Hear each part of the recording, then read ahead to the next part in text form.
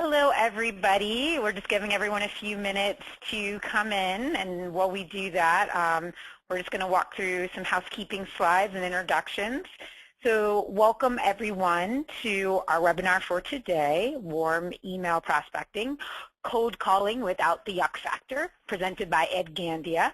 So we're going to wait for everyone to come, and while we're waiting, I'll introduce myself. My name is Sarah Condi. I will be moderating the webinar today. A little background on me. I've been with MBO for about 7 years. As a director of our consultant services department, what I do is I manage a team of advisors who respond to requests from independent consultants and freelancers who are curious about MBO service offerings. We do this through consultation appointments where we learn more about everyone's backgrounds, needs, run estimates to help determine if MBO services are the right fit. So little quick, I promise, MBO commercial. MBO's mission statement, what we do is we make it easy for independent consultants and their clients to work together.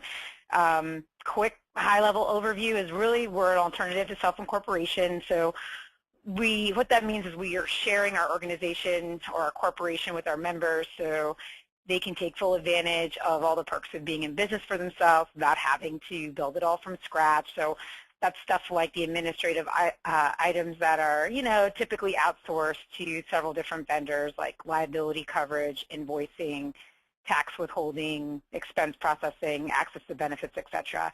If you want to know more about this, you can always visit our site, but you'll also have an opportunity at the end of this webinar to let us know if you want one of our advisors to reach out to you. Okay, so some housekeeping on webinar setup. You can see the controls listed here.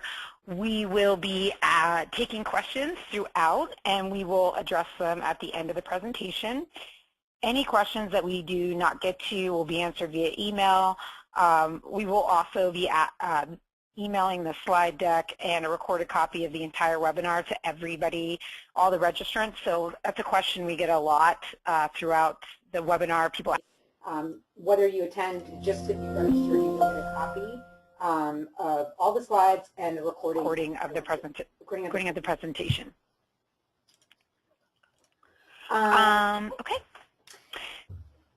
We will be live tweeting, so if you want to follow this presentation, you can use hashtag MBOWeb to submit your questions and comments. All right. It's now my sincere pleasure to introduce you to Ed Gandia, and Ed is a successful freelance copywriter, author, speaker, and coach. He focuses on teaching freelancers and independent professionals how to earn more in less time doing the work they love for better clients. Sounds good to me. He's got some impressive credentials. He's a co-author of the best-selling book, The Wealthy Freelancer, founder of International Freelancers Academy, host of podcast High Income Business Writing and Smart Freelancing. Additionally, his insights have been featured on CNN Radio, CBS Radio News, Inc. Magazine, HuffPost, Christian Science Monitor, AirTrans, Go Magazine, the writer, along with many others. So let's just say we probably want to listen to what he has to say. I know I've asked my whole team to tune in today, so I'm really interested to learn from this as well. And with that, Ed, I'm going to pass it over to you. Oh, thank you so much, Sarah. It's great to be here. And if you're on this webinar, I am willing to bet that that you realize that prospecting for clients is really not a ton of fun. But it feels that way, I found, because we make it harder, much harder than it needs to be. And the good news is that there's a much faster and simpler way to prospect for clients using nothing but email, and that's what I'm going to show you today. I'm going to show you a way to prospect that's that can actually be enjoyable, not just effective, and it's ideal for independent professionals who don't have the time or the motivation to keep up with kind of the latest fad in self-promotion, or they find this very painful and they're looking for an easier way to do it that's inviting and it feels right to them. And that's sustainable. That's the other thing. You know, a lot of things sound great and you slog through them, but they're just not sustainable. You know, you can't see yourself doing this for years. So here's a basic overview of what we're going to cover today. We're going to first talk about what warm email prospecting is all about. I'm going to give you the background as to how this methodology, how I designed it, how I created it, why, my motivation for doing it, who it's for, why it's better than so many other prospecting strategies that you see out there that you may be using right now. I'm going to give you the basic warm email template, and then I'm going to show you sample scripts so you see how that template comes alive, how you can apply it. We're going to talk about what you want to get out of a warm email, because this is a misconception. You're not landing clients with warm emails. You're trying to do something very different, and once you understand that, this becomes a lot easier. And then I'm going to show you just a quick overview of some freelancers I've taught this to, some independent professionals I've taught it to, in the results that they've been getting, just so you can kind of get a little bit of motivation to try this on your own. So Sarah already gave you a little bit of background on myself. I'm a working freelance B2B writer and copywriter. Spend most of my time these days as a business building coach for freelancers and independent professionals. But I came from a corporate sales background. That, by the way, in the picture is not me. That actually leads to a story. And when I was in sales, I seemed to have a knack for finding organizations that required their sales team to cold call. These are very difficult environments. It just, you know, kind of, if you weren't making your numbers, first of all, you were on the chopping block, and, you know, what was expected was that you would pound the phone. You know, you just get on the phone and start just dialing for dollars. And it was very, very challenging for me. Now, fortunately, I was young. I had time. I had the energy. I had the drive.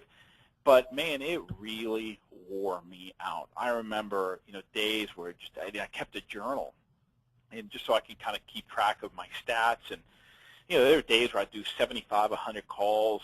I don't even know, looking back, how I did that. But by Friday, I was just completely done. I really was fried. And I remember to this day, this is 15 years ago, right around this time of year, we went out to dinner on a Friday evening with some very good friends.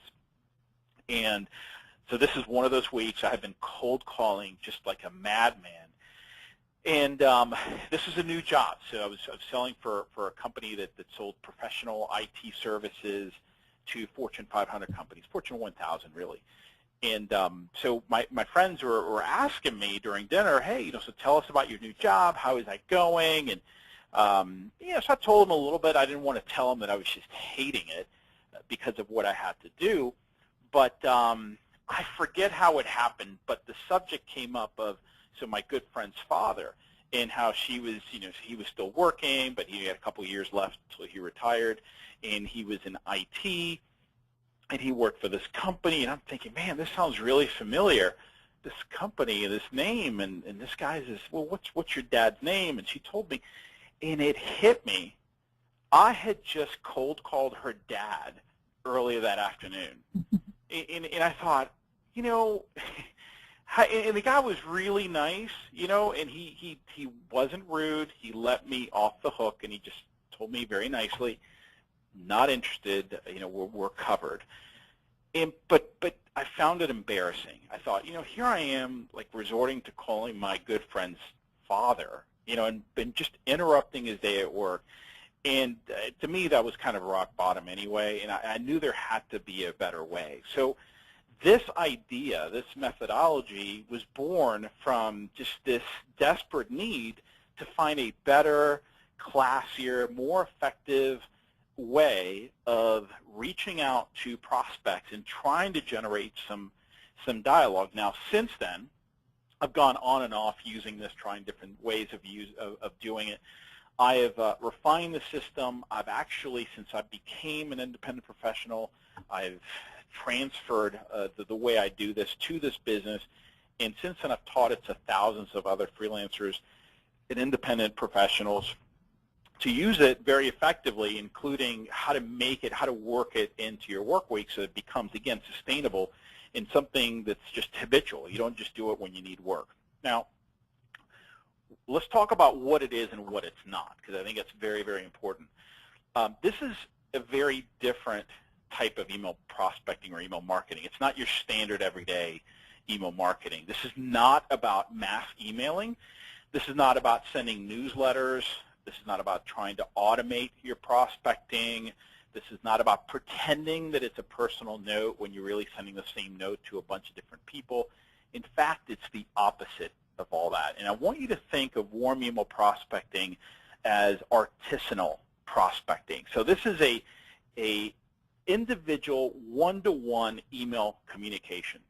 Each email has to be personally handcrafted, if you will, and written for one person only, just like artisanal cheese or wine, right? These are handcrafted products that are done with care. These are not mass-produced.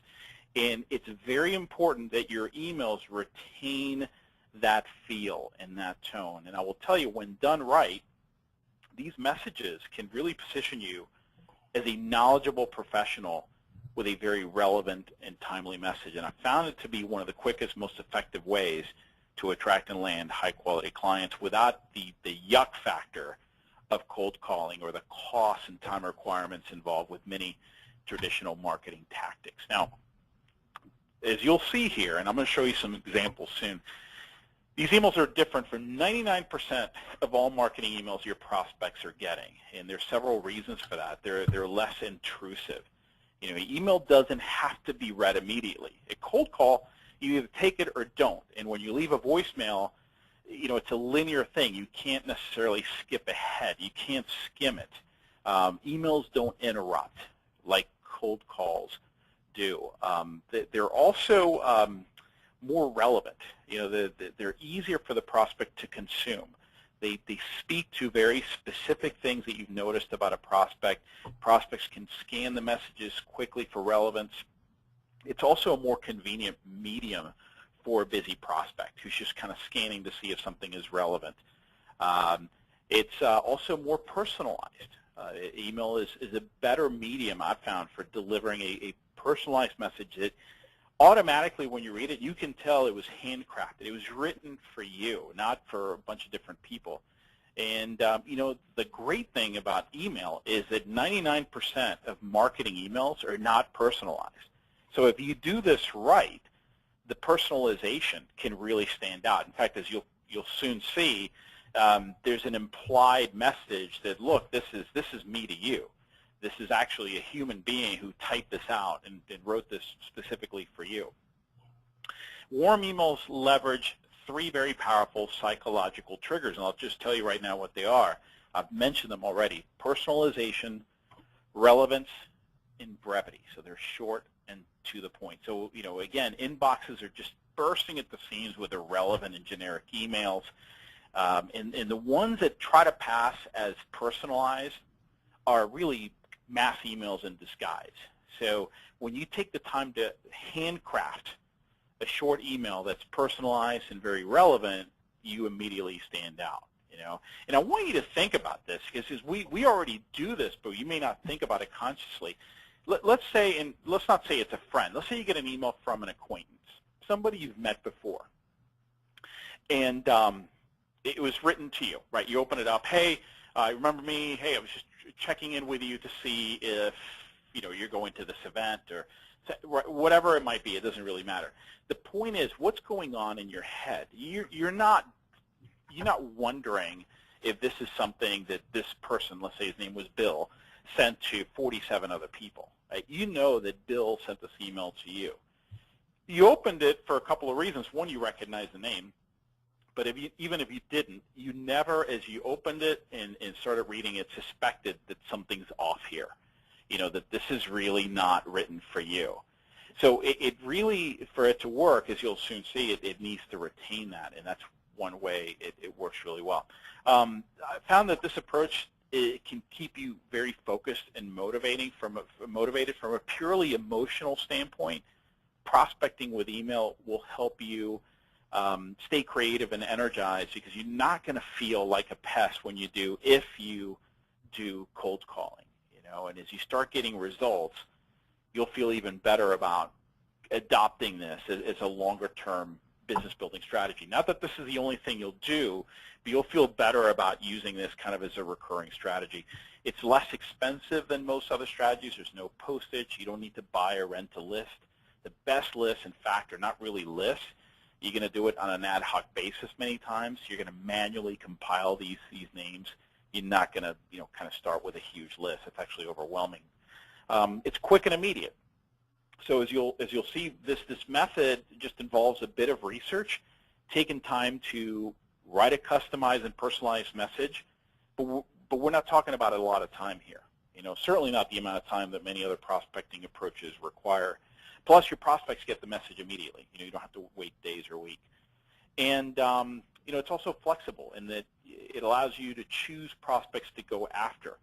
I'm a big believer in inbound marketing and establishing thought leadership and getting your name out there and developing kind of a following and word of mouth and referrals. That's all great. I'm not saying abandon that. You absolutely should do that over the long haul. But I think it's critically important that you also have one or more proactive strategies. In other words, strategies that allow you to pick specific prospects based on your goals, your preferences, where you're known, what you may know about a prospect, and that directly target those prospects. That gives you some control over where you take your solo business. And that's where email prospecting comes in. And this is probably the fastest and most cost-effective way to find and land high-quality clients when you do it right.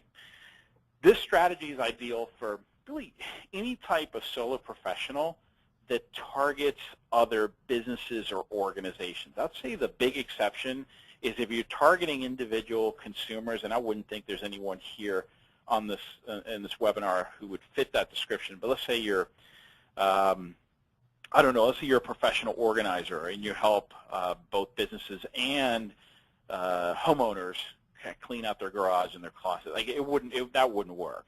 But if you're targeting businesses, even nonprofits, this could really work well.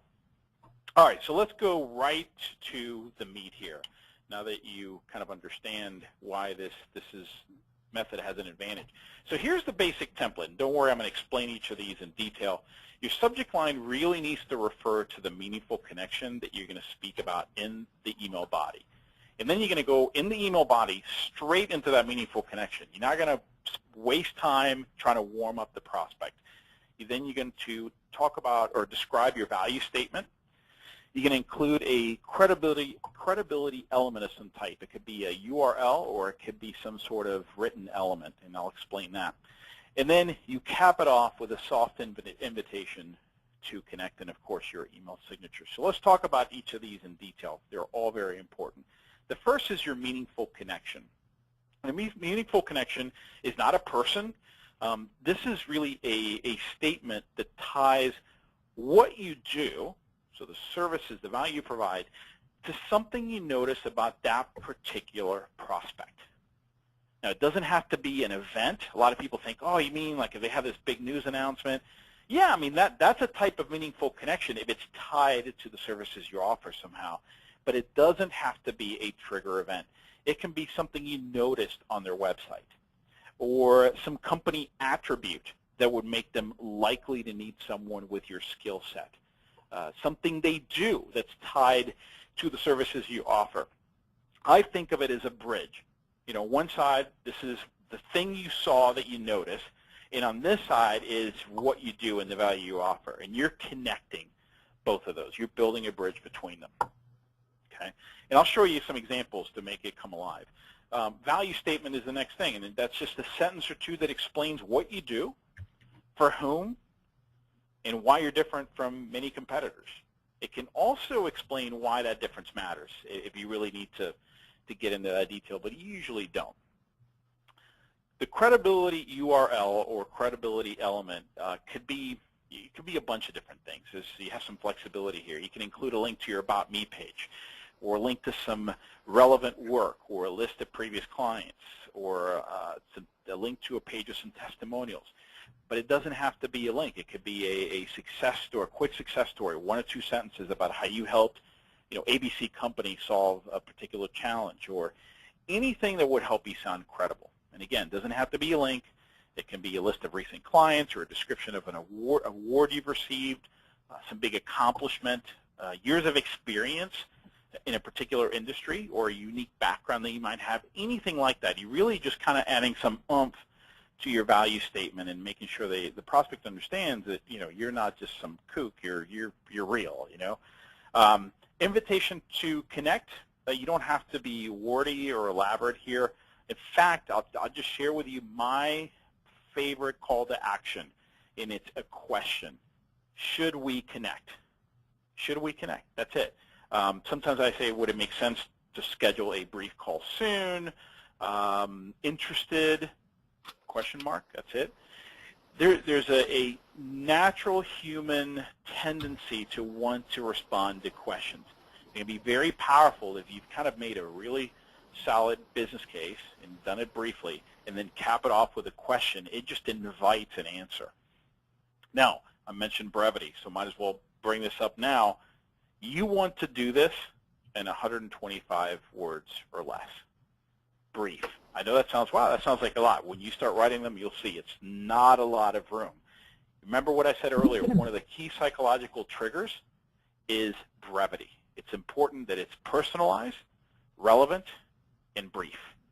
And if you give yourself that limit and you're strict about it, 125 words or less, you're going to achieve that. In fact, what I found is the more you do this, the better you can get at doing it at even less, even 100 words or less. But 125 should be the maximum. So let's get to some samples so you see how this comes alive here. These are actual samples from just different independent professionals, freelancers out there. I've changed some of the names just for privacy reasons. I'll go ahead and read them to you. And again, I know you guys are going to get the slide deck for this, and I'm going to share another resource for you that's got some more samples. But you have, just in case you can't see this really well because it's small print, subject line reads, "You have very inspiring stories. Hello, Mindy. I came across your website a few times over the years because I do a lot of work with nonprofit organizations. As I looked through your site this morning, I read Sabrina's story. It was very inspiring." So let me just stop right there. So notice right away the meaningful connection, right? You have it in the subject line. You have very inspiring stories. And right away, he didn't try to say, hey, how are you? Let me introduce myself. You don't know me. My name. No. I came across your website a few times over the years because I do a lot of work for nonprofits. As I looked through your site this morning, here's what I read, and I was really impressed. Okay. I'm writing because I work with nonprofit organizations to create marketing materials that truly get noticed and increase donations. Okay, so what is that? That is the value statement. Okay, so this next paragraph, I help the Arts Council for Santa Cruz increase awareness of their events and bring new donors to the organization. Is also involved in projects that were awarded a prestigious town grant through the National Endowment for the Arts. So what is that? That is part of the credibility element. So notice she went ahead and included a URL to samples of her work, but she really kind of added some more meat to it by talking a little bit about what makes her different and her background. So that's a combination of her difference and some credibility. Now notice the call to action, right? Should we schedule a brief call to discuss how I may be able to help you? Very powerful. All right, here's another one. Read about Slate in the Houston Business Chronicle. Hi, Meredith. I read in the Houston Business Journal about Slate's impressive growth from 0 to more than 1,100 employees in just 3 years. Congratulations. So again, notice it's a meaningful connection. Here's what I found. I haven't gotten yet to what I do, but it touches at least on the prospect. So notice, that's another thing I didn't really mention outright earlier. You really want to focus on them, not you. Not notice, here's who I am, notice how awesome I am. No. Start with them. Okay, that's where you start your bridge with a meaningful connection. I'm writing because I may be able to help you clearly and concisely communicate with your employees. Among my 10-plus years of professional writing experience is more than 7 years writing employee and benefits communications. So that's what I do. That's a value statement. I I've won several awards for my writing, including the PR Communicator of the Year from the Houston Press Club, and I excel in translating corporate speak into engaging content that employees will take time to read. So that's the second half of the value statement while adding some credibility, which she then backs up with a link to samples of her work. Would it make sense for us to connect in the next few weeks? So very relevant. Notice very personalized. So again, remember what I said earlier. You want this to feel like it was specifically written for you. If you're Meredith and you're receiving this, there should be no doubt. It shouldn't even come up. Shouldn't even think about the fact that maybe this was sent to many different people. No, there's no doubt. Just like when you get an email from a friend, an acquaintance, you just know that this was written for you. Very, very powerful. It's important you do that. Those are part of the triggers. And the brevity keeps it professional and increases chances that it will be read all the way through, at least skimmed. And if it's skimmed and done well, then that's going to draw the person in to just read the whole thing. So ask yourself, I mean, if you were to get something like this, how would it stand out in your inbox? It probably would. I'm not saying you're going to respond to it, but I'm saying it will at least stand out, and that's the first step in making these work. All right, this one it's a little harder to read. The subject line reads, excellent work on the newtricks.com site. Hi, Kelly. I've browsed your website a few times over the years, and I'm very much into my home garden and sustainability. Yesterday, I got your email about your new website. Congratulations. It looks fantastic. I'm writing because my husband and I run a web design agency that works with small to mid-sized businesses. We act as a virtual design department for companies that don't want to hire in-house staff to create and maintain online stores and catalogs, or to do website maintenance and email marketing. Just recently, we lowered Electrolyte.com's bounce rate, increased our per visitor page views, and created an email marketing campaign that increased our sales by 30%. Would it make sense to connect on the phone? No sales pitch, just seeing if we might have a good fit. Very, very relevant, very personalized, brief. I mean, there's just no doubt this is written specifically for Kelly, and it gets right to the point. There's no need to warm up the prospect. I'll share with you one more. This is one I actually wrote the other day. You know, I still use this strategy all the time. So and mostly these days to reach out to high-profile people who are very difficult to reach. I mean, so the same elements are there, and notice how I still use just a different, slightly different flavor of the template to get attention and get a response. My response rate is really, really high. So this is one that I wrote to Will Henshaw, the CEO of a company called Focus at Will. And it's a music service that allows you, in fact, it's very relevant for people in the group. I don't own stock in them or anything, but I love their service. And I've been using it for a couple of years, love it. It allows you, it's designed to get you in the flow and to help you stay focused. So I just wrote him an email to see if he'd be interested in being a guest on my podcast, and I got a response within hours with a yes. And the email, this is exactly word for word what I wrote. I'm a Focus at Will Lighthouse group member and a big fan of Focus at Will. I also have a very popular biweekly podcast for freelance writers in iTunes. And I included the link. I'm writing to see if you'd consider being a guest in a future episode to discuss how the right kind and flow of music can help creative professionals develop and maintain focus. This would be a 30-minute Skype audio interview. Interested? So notice the elements are still there, right? Subject line, meaningful connection. I want to do, this is you. This is something I want to do for you, or something I notice about you. Okay, and then I open the email with the same thing. I notice this about you. I know this about you. Here's what I got. So that's the meaningful connection. Here's the bridge. Here's why I'm writing. Here's what I do. Are you interested? Very brief. This is under 100 words long. So, you know, you can probably realize this by reading this, but I want to emphasize this is a very important point. The goal of a warm email is not to land a client. The goal is to start a conversation. Essentially, what you want from your emails is to get the prospect to respond with a question or a statement that indicates some level of interest. You know, if you have some level of interest, you can work with that. You know, that's the heavy lifting, and that's what you want to do. You want to get an answer or a response to something like, interesting, tell me more about what you do. Or we may have a need for someone with your skills. Can you send me some information about your fees? Or, we were working with another designer, but she recently left to work full-time with another client. Can you touch base with me in 3 weeks? I'll be in a better place to discuss at that time. Something like that. And then from there, your next job is to get the prospect on the phone, and that's where the real selling is done. But believe it or not, you've done a lot of the heavy lifting by this point, and that's the part that I think is so frustrating about prospecting, that a lot of people don't know how to do that heavy lifting, how to get someone to start a dialogue with you. This stuff really, really works. And I want to show you some emails that I've received. I get these, just about every month, sometimes 2 or 3 times a month, from people who have implemented the strategy with great success. This is Lindsay Kellis Meredith. She wrote me late last year just letting me know, hey, I tried this, and I want to give you an update. It took a while to get the hang of it and reach out to the right people. As I said earlier, it just takes a little bit of time to kind of get used to this format and getting used to keep it brief.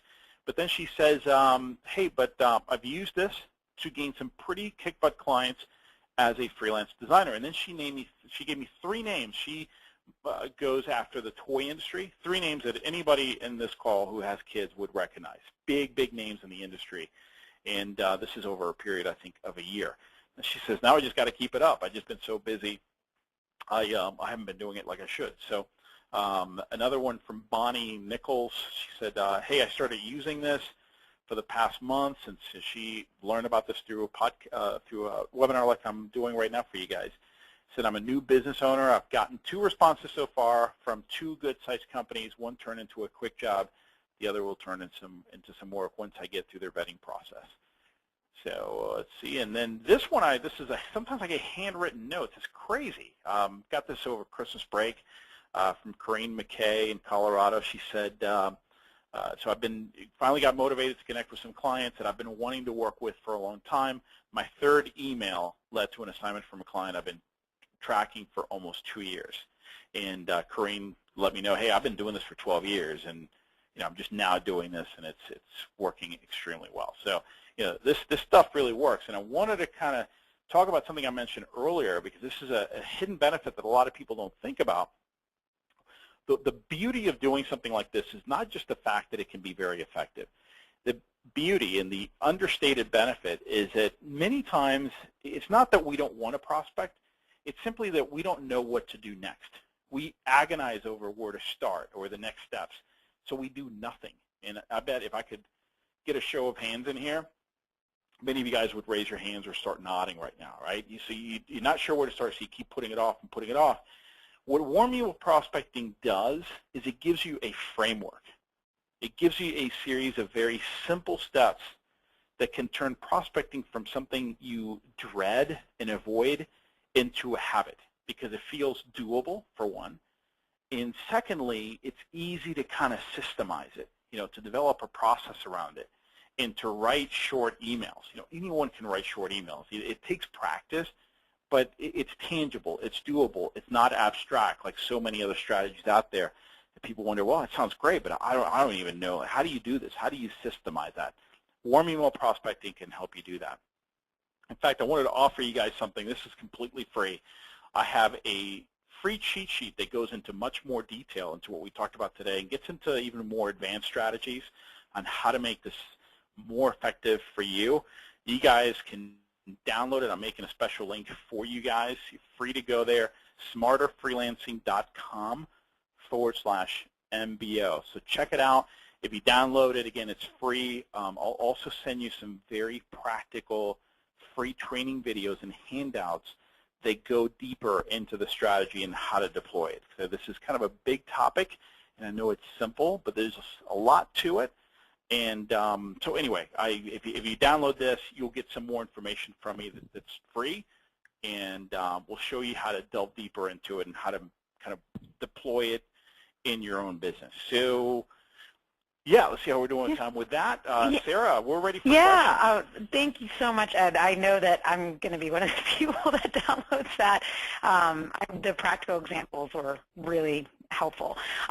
With that said, we did have some follow-up questions that people had. We have some time left, so I'd like to go through a few of them. So we had Jennifer ask, if we don't have our own About Me website, is it fine to just link to our LinkedIn profile, or do you recommend having a site created? You know, it's a great question. I always recommend you have a site. Now, don't let that stop you. I would say, look, in the meantime, link to your LinkedIn profile. I think that's fine. I think every independent professional should have a website. Even if you work for clients long-term and you typically only have 1 or 2 clients at the most, I think it's important because when you need it, you need it. And it becomes the hub for your marketing activities. And it's always out there working. I think LinkedIn is great. Many times when people are searching for your name, LinkedIn is the first thing that will pop up. But, you know, it's still no substitute for a website. We had Jim ask, what if you can't find any information on the prospect for the meaningful connection section? Yeah, great question. My default is what I see on the website. So when I can't find something more specific, I'm just going by what they see on their website. If I can't see anything there, here's the good news. I move on. Because the reason you're sending the email is not that that's the next person on your list. The reason is you notice something. So if you're not noticing anything, then you know you got to move on to the next one. Maybe pass on that one for now and come back to it later. Yeah, you really want to. In my the default one that I use for so many years is, look, I notice you've been public because I write a lot of white papers for my clients. I noticed you got quite a few white papers on your website, and I've looked through some of them. They're impressive. And I would say, are you doing those internally, or are you working with an outside writer? And if you are working with a writer, or if you do hire outside writers, what would it take for me to be considered? You know? Kind of to the point. Yeah. So, but let's say I'm not noticing any of that. I found that it's easier to sell my services to someone who's already doing that kind of work than to someone who doesn't have any. So the approach I would never take is, you know, I notice you don't have any white papers on your website. You know, you really should. I can do that for you. That's uphill battle. I'm selfishly picking this question because I want to know the answer myself. Okay. And this is a question from Rod, and he's asking, can your methodology be applied to LinkedIn messages? I'm personally thinking of, I'm not going to add an InMail. You know, yeah. And so the answer is it could, but I urge you not to. I urge you to do a little bit of research, and I can share a couple of ideas with you because this question usually comes up, how you find email addresses. It's much more powerful and effective to go straight to that person's inbox than it is through LinkedIn for a couple of reasons. One is a lot of people don't have their LinkedIn tied to their business or main email account, right? So they have it go into a Gmail or something like that. So they're not going to check it all the time. Secondly, it's become really crowded there. And a lot of the messages people are getting, even through InMail, are recruiters, you know, people soliciting. It's completely irrelevant mass messages. So they're ignoring it. So it becomes kind of this trashy place, like this really bad part of town you don't want to go in. You know, so you avoid it.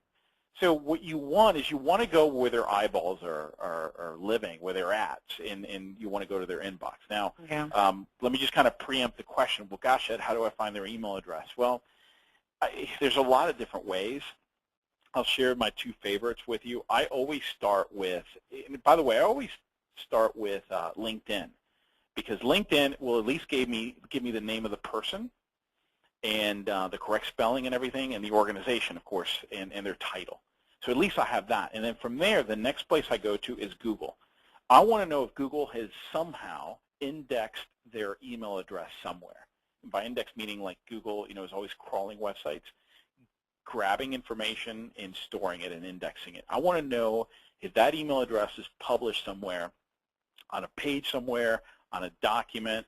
Gosh, you know, I even come across this all the time where that individual did a presentation at a conference, and the PowerPoint deck was uploaded to the conference's website for attendees to download, and Google will even index the content of that PowerPoint.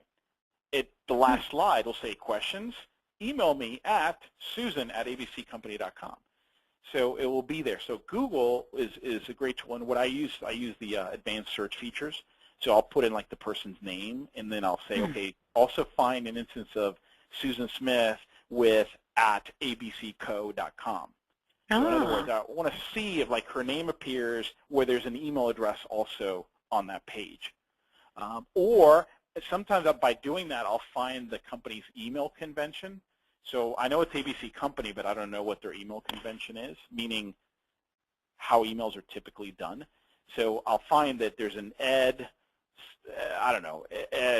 Martin at abccompany.com. Maybe it's the whole name together, or first name _ last name, or first name dot last name, or whatever it is. Once I know the convention, I can guess. Well, if it's Susan Smith, that means it's going to be Susan _ Smith at abcco.com. And That's pretty clever. Yeah, and you know what? When that fails, there's other services. Probably my favorite after that is, it used to be called Jigsaw. Salesforce.com bought them. It's now data.com Connect. And it's a paid service, but it's a crowdsourced database of millions and millions of names and contact information. And because it's crowdsourced, there's a built-in reward system in there to keep the information accurate. I would say that 70% or more of the time when I don't find it via Google, I will find it in data.com Connect. Great. We had Karen. Do we have time for a few more questions? So yeah, absolutely. Okay, great. We had Karen ask for the About Me page, what do you recommend for independent consultants that are looking to start their first project so they don't have any testimonials or past clients to point to? But, you know, it's kind of that chicken and egg. You know, she wants to get her first client to build her credentials, but so she can't link to credentials, but it's hard to get a client until you can have credentials. So it's a problem we face a lot with our independent consultants. Yeah, I would say you got to leverage whatever background you do have, right? So I'm assuming you're coming into this with some sort of experience and background and track record. At first, you got to leverage that. So even if it's only 8 years, you know, whatever it might be, use that and start there. And it won't be long before you now have clients as an independent that you can now add to your About Me page. And, you know, I like to use the analogy for that of you know, a kid graduating from college. He's 22 years old. The only work experience he has is in retail, you know, working at the financial aid office. Maybe he did an internship somewhere, but it was only a summer. And it's not, but okay, so what does this kid have? He has very little. But, right, you got all these companies going to college campuses recruiting. So what gives? Well, the answer is that there are clients out there, or in my example, companies, that don't need to see this 18-year track record. What they're looking for is a set of intangibles. They know what to look for.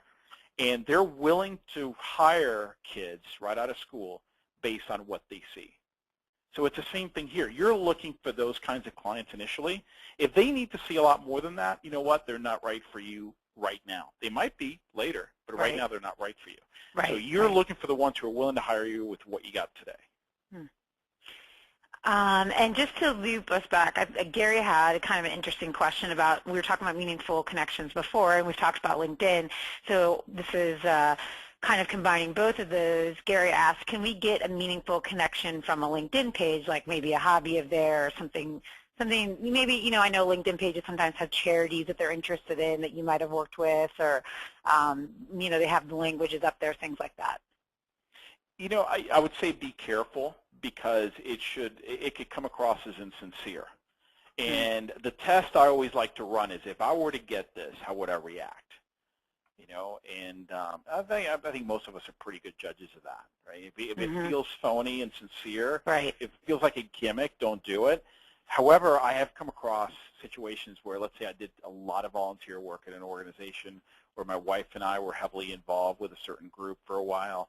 You know, I will use that, but you know, I prefer to use it as a secondary part of the connection, not the first one.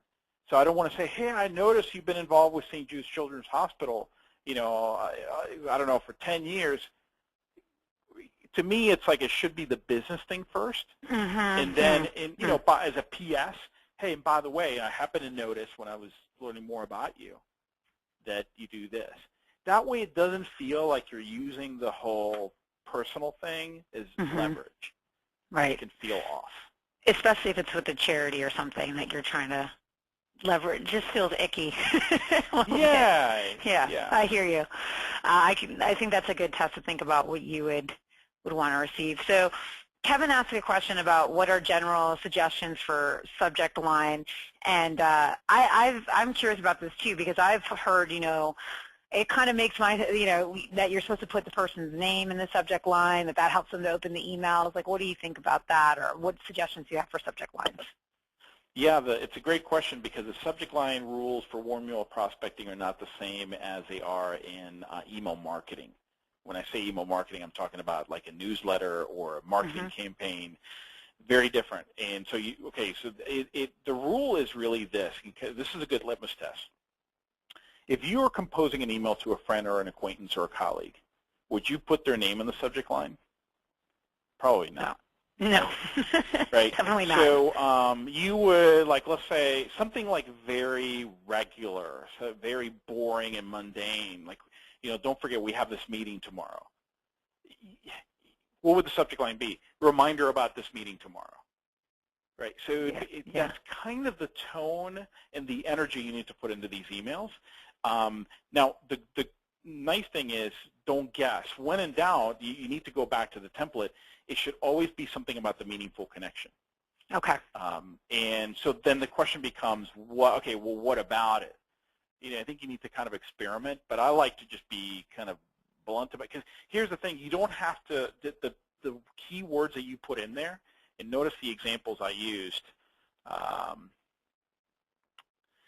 they're already there. Like they're doing, okay, so going back to this one, Lighthouse member wants to spread the word, the focus of will message.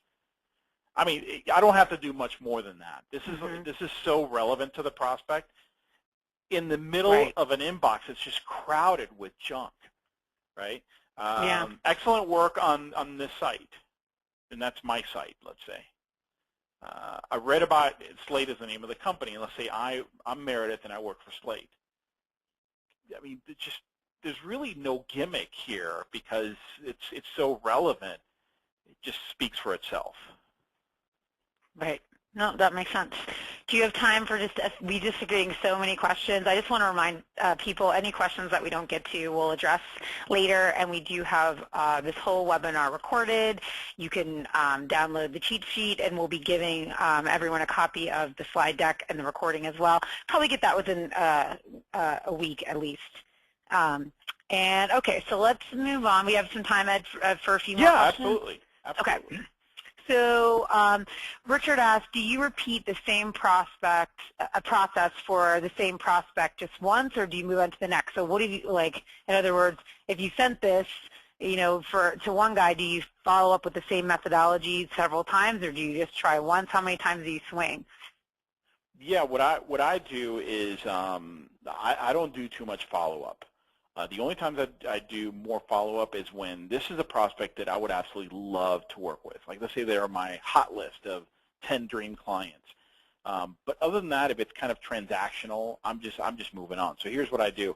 I send the email. If I get 0 response, 2 weeks later, I go back to see if this makes sense. I go back to my sent folder. I find the email there. I open it. I hit forward, but I send it back to that person. Right? So essentially what's happening is now it's a forward. The original email is there, but now I can add new copy or new content at the top of it. Right? The temptation is to say, hey, I sent you this a couple weeks ago, it's following up. Don't do that, because what you're telling the prospect is, why haven't you responded? Don't you have anything better to do than respond to me? And you're going to lose respect. So instead what I do is I include some new information. So I wrote to Susan 2 weeks ago. I go back to the sent folder, find the email I sent her. I click on forward. I put her email address back in the to field, and I say, hey, Susan, I meant to tell you, I've also worked with some organizations in your sector, such as ABC and Acme. something like that. So here's what typically happens. When you draft these emails, what you're going to find is you want to just pack them full of information because you have so much to share. But what did I suggest? 125 words or less. So you're having to just take stuff out. And when you cut that out, don't throw it away. Some of that could be useful fodder for a follow-up. Right. So let's say it was that. All I could fit was this other credibility element. I really wanted to tell them about my work with this other company, but I didn't have room. So save that, and then on the follow-up say, oh, by the way, I want to tell you I've done a lot of work for this company, and I know that they're a partner of yours. Anyway, just thought I'd share that with you. What are you doing? You're doing two things. You're sharing more information that's relevant to her, and you're following up without saying I'm following up. She can read the rest of the email and go, oh yeah, hey, I forgot to respond to Ed. This is good, and that many times will cause the prospect to respond. Now, if she doesn't respond that time around, again, unless they're in my hot list, I just move on. And I'm not against trying this again in another month or two. Don't assume that your prospects are going to remember you contacted them before. They won't. People are so busy. I mean, even 2 days later, they're going to forget. Yeah. That's definitely true. I feel that way with my own email sometimes. All right, one more question. Okay, we'll do one more question, and we're not going to get to all of them, so again, we will follow up with them. So let's see. Here's kind of a simple question, which maybe a lot of folks were wondering. Richard asked, statistically, what is the average response rate that you get from these emails? Oh, that's a great question. Don't you wish I could give you a number? All right, here I'll tell you what. Just make one up. No, I'm just kidding. Mine is shoot for much higher today, but when I was doing this initially, the first couple of years, I was shooting over the long haul to get a 5% or better response rate. Now, that might seem extremely low, but if you know anything about direct response, I mean, if you get a 1% response rate, that's good. 5% I think is kind of a minimum. I just hate to give people a number because initially you might send 25 of these and get 0. And then, of course, I showed you some examples where people were sending 3 and they got 1. Not just a response. They actually landed a client. Right. So it varies. Now, there are weeks when I'll send 10 out and I'll get 7 responses. But then there'll be another one where I'll send, let's say 8 and I get 0. Right. But I always kind of set 5% as my minimum. And here's what I will tell you. The more relevant it is, the more specific and narrow a niche you work in, and the more of a track record you have and relationships you can leverage. Because, by the way, a meaningful connection can also be a person. Hey, Sarah told me about you, and we were talking. She suggested I reach out, right? So that's really, in fact, those tend to get the highest response. Yeah, that's what we find too. Yeah, so the more relationships, narrow niche, experience, track record, all those things, the higher the response rate. I mean, it could be crazy high, like over 50%. Well, I'm going to cut it off there because we could chat with you all afternoon, but we promised to stay within an hour, so I want to do that. We're going to put a poll up on the screen. If you guys would like one of NBO's advisors to reach out to you, or if you would like Ed to reach out to you, you can do that here, and that way we'll know, and we'll certainly get in contact with you. I want to just thank everybody for attending today. Thank you, Ed. This was really, really helpful. Just really great practical information that we can start applying right away. I really enjoyed it. And just to remind everybody, we will be emailing out the presentation and the slide deck within a week. Thank you so much for attending. Hey, thanks, everyone.